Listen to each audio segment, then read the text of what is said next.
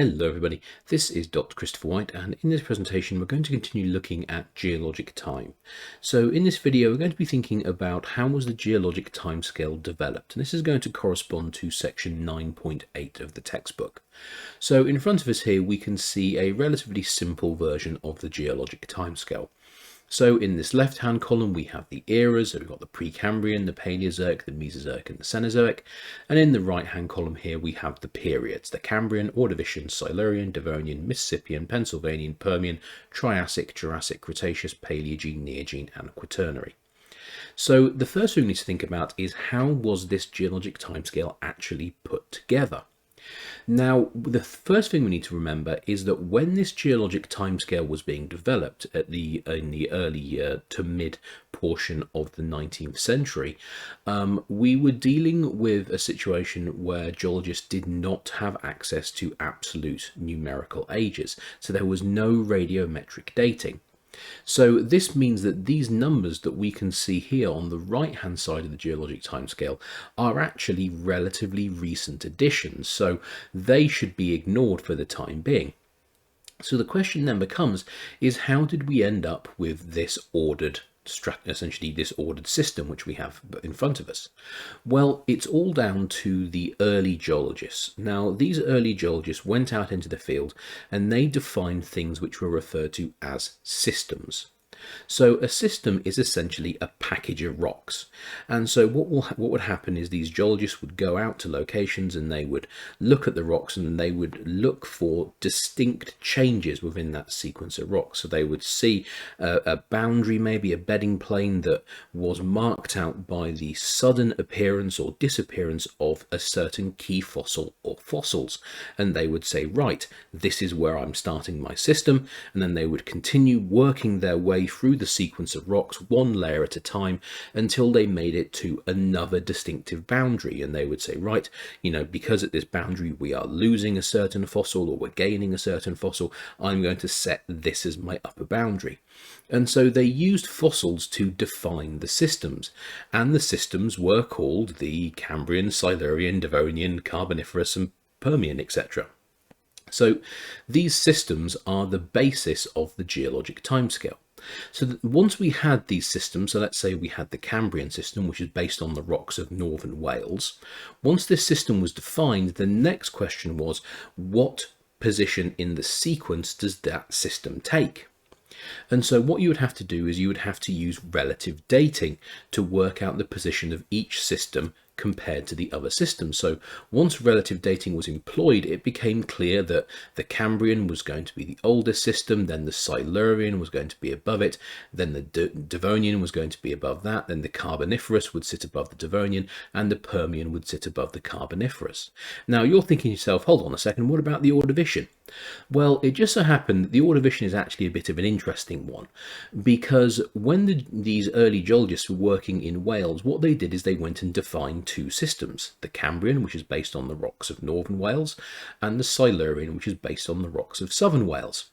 The problem is when they mapped out their systems, there was an overlap between each of the two systems. So some of the rocks that were included in the Cambrian were also included in the Silurian, and some of the rocks that were included in the Silurian system were also included in the Cambrian system. So you can see we've got a bit of a problem, and this led to a pretty serious geologic fight which went on for quite a few years until somebody turned around and said, well, hold on a second, how about we just take these overlapping rocks and we turn them into a system all of their own, which we'll call the Ordovician. So essentially the Ordovician exists to stop an argument.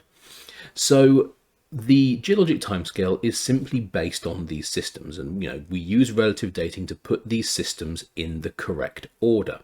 And so this is where the periods of the geologic timescale come from. It's these systems, relative dating puts them in the right order, and the boundaries between these systems are based on the first and last appearance of certain key fossils. So once the systems would be defined by these early geologists and then they'd been put into the correct order using relative dating, you can see how we very quickly arrive at our geologic timescale.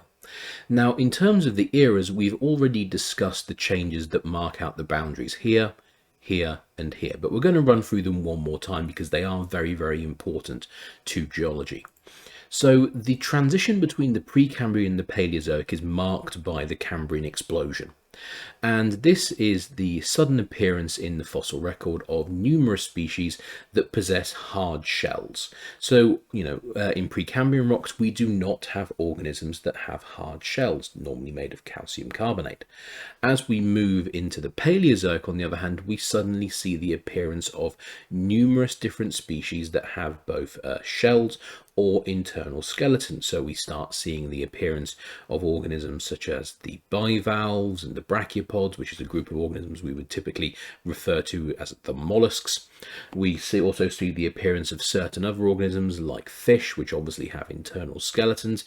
And so we can suddenly see the appearance of a whole range of organisms that have internal or external skeletons, which obviously is a substantial change from the Precambrian, where we have no organisms that have external shells or internal skeletons. So throughout the Paleozoic, we have a range of different organisms forming, and then at the end of the Paleozoic, we have the Permo-Trias mass extinction, which is sometimes referred to as the Great Dying, and it's the largest mass extinction that's ever occurred on Earth. As I think I mentioned in one of the previous presentations, about 96% of all marine invertebrates were killed off by the Permo-Trias mass extinction. We also see numerous species disappearing on the continents as well. So the Permo-Trias mass extinction did very, very serious damage to populations on both the continents and in the oceans. And so what we see in the rock record is we suddenly see a large number of species dying off and becoming extinct very, very quickly, geologically speaking. And so this sudden loss of all these species is used to define the boundary between the Paleozoic and the Mesozoic.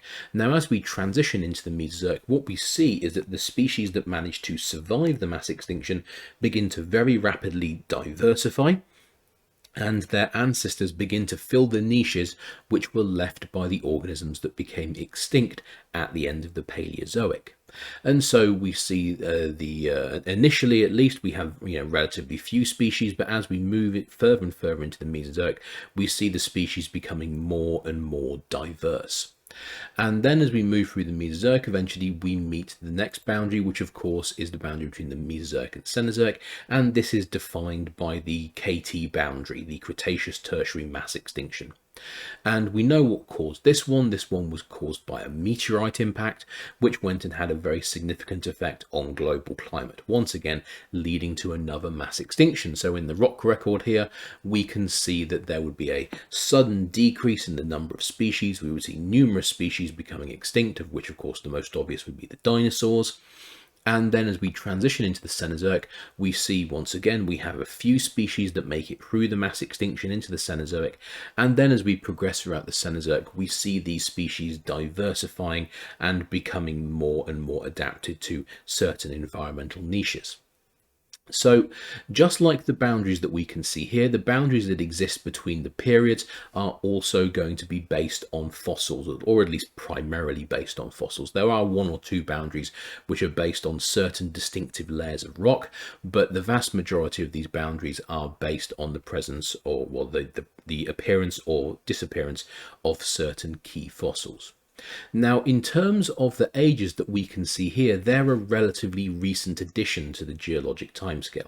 So radiometric dating wasn't really achieved until the 1940s, and even then it was a bit hit and miss. It wasn't particularly great at giving an accurate date.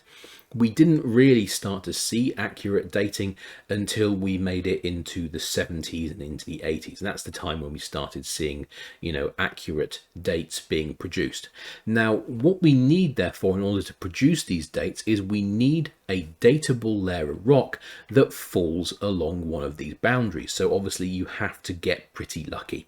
So for instance, you would have to, number one, find a sequence of rocks where you can see the change in the fossil assembly assemblage that shows you you're transitioning between the Silurian and Devonian, for instance. So first of all, you need to find a layer of rock that contains the fossil that's appearing or disappearing to mark the transition from the Silurian to the Devonian. And then you have to get even luckier, because you have to suddenly find that at that exact boundary, you also have a datable layer of rock. That would typically be something like a lava flow, or maybe a pyroclastic flow from a volcanic eruption. And so you can then use the date of that datable layer of rock to help you define the boundary. And so these values that we can see here are based on datable rocks which have been found at the boundaries of these particular periods. So these are relatively new, and they're actually still being constantly updated. So if you keep an eye on the geologic timescale, or should I say the chronostratigraphic chart as it's sometimes called, if you actually keep a very careful eye on the dates that are on the right hand side of the 4 columns, you'll actually see that they will occasionally change. And that's because we've had geologists go to different locations where they've found datable layers of rock which fall on these boundaries. They've dated them, and they've managed to come up with maybe a newer, slightly more accurate date, and so that will cause these numbers to be constantly changing. So, just bear that in mind. These numbers aren't fully set in stone. They're constantly changing based on the, the dating of new material. So the next thing we need to think about is, how do we assign our numeric ages to the timescale? So let's imagine we have a situation where this layer of volcanic rock here happens to fall perfectly on the boundary between the Silurian and the Devonian. Now let's just pretend that in this green layer of rock here, we happen to have the fossils that are disappearing, and that tells us, right, this is the last layer of rock in the Silurian. So let's say we have fossil A, and so the end of the Silurian is marked by fossil A disappearing from the rock record. And so when we move above this lava flow here, we can see that in this green layer of rock, fossil A is not present. And so that means this layer of rock here was deposited in the Silurian, and this layer of rock here was therefore deposited in the Devonian. And so this lava flow that we can see here, these volcanic rocks, seem to perfectly fall on the boundary between the Silurian and the Devonian. So what do? We simply date this layer of rock here. We come up with an absolute age courtesy of radiometric dating, and then we can apply that age to our geologic timescale. So it's a relatively simple process. We're just using fossils to say, right, here's the boundary, and if we get lucky, then there may be something along that boundary which we can date to produce a radiometric age, and then we can apply that to the geologic timescale. Now, in this case, what we're doing is we're using the dating of certain rocks to allow us to, come up with an age for our fossil bearing layer here. So, or should I say, we can use it to also come up with an age for the dike. So depending on how you want to work this particular diagram, there's a couple of ways in which we can use it. So the first thing is, imagine we have a situation where this layer of rock here once again represents the final layer being deposited in the Silurian. So it contains fossil A. Now we know that at the end of the Silurian, fossil A disappears. And so in this layer of rock here, this limestone above it, fossil A is not present. And so we therefore know that this boundary right here marks out the transition from the Silurian to the Devonian. Now we can see that this boundary is quite clearly cut by this dike right here. Now the dike, being igneous, can be dated. And so what we can do is we can say, right, well, we know this boundary right here must therefore be older than the dike that's cutting across it.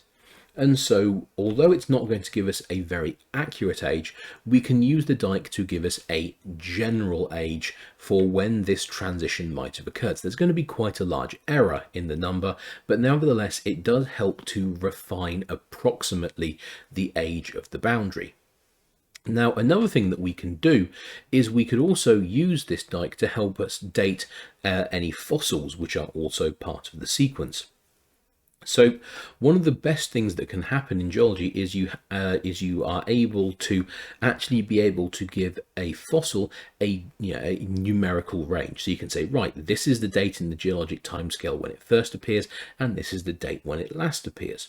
And so if you can get these values for when a fossil first appears and last appears, it allows you to use the presence of that fossil to actually apply a numerical age to a sequence of rocks. So let's say fossil A, which we were discussing earlier, makes its appearance, for argument's sake, let's just say 300 million years ago, and it disappears 299 million years ago. So it was around for 1,000,000 years.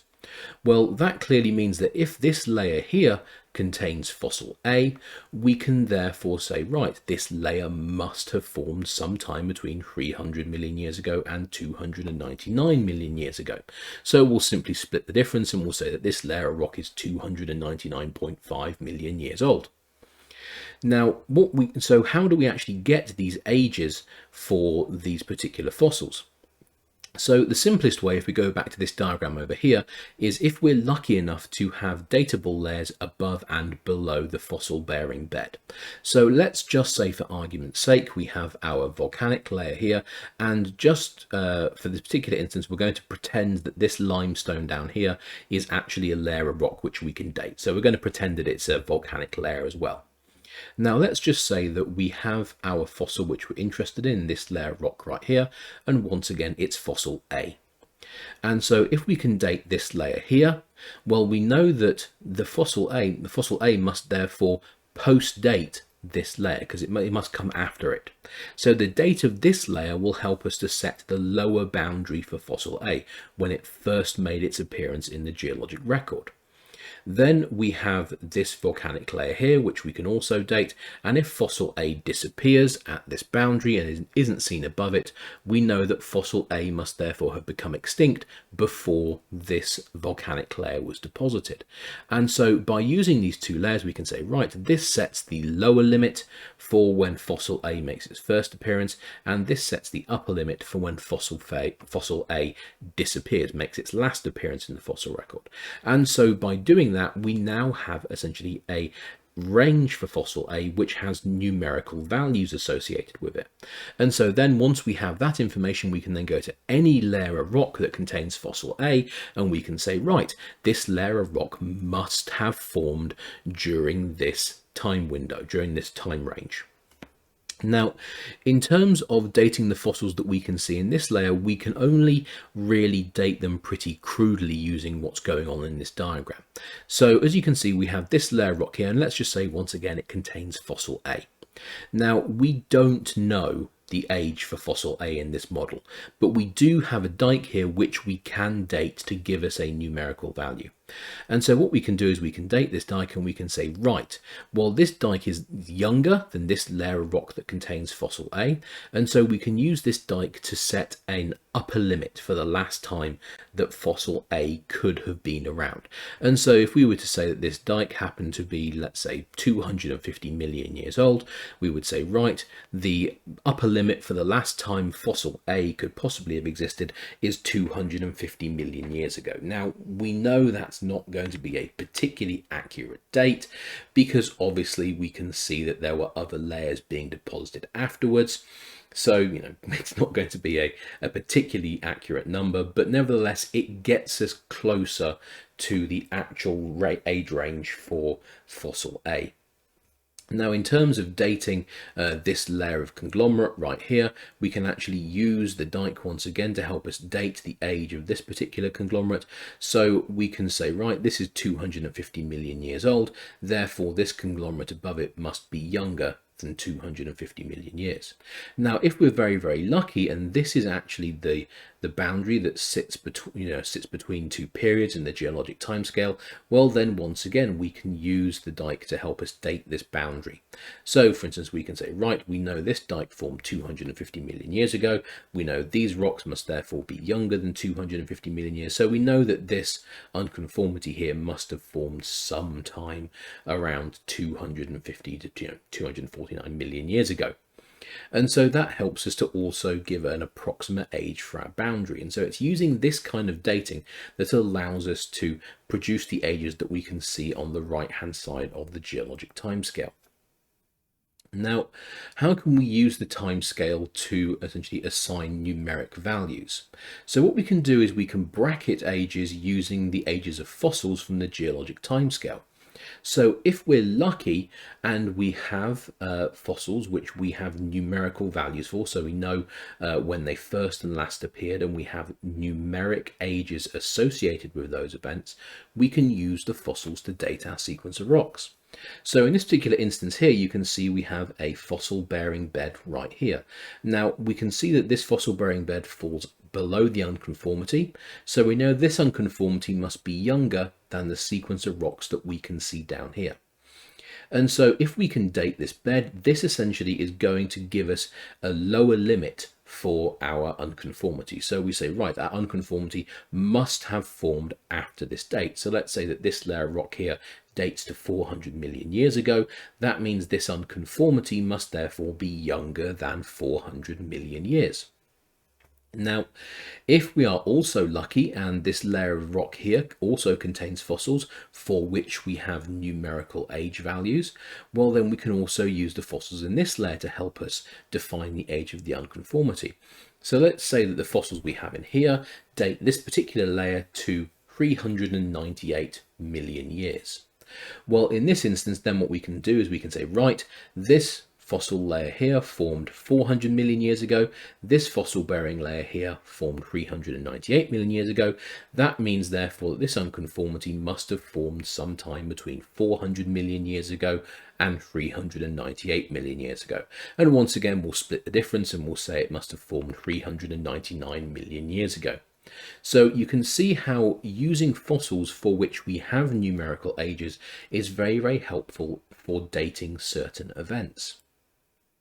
Now, in this particular instance, what we have is we have the use of fossils and timescale to assign numeric ages to an unconformity.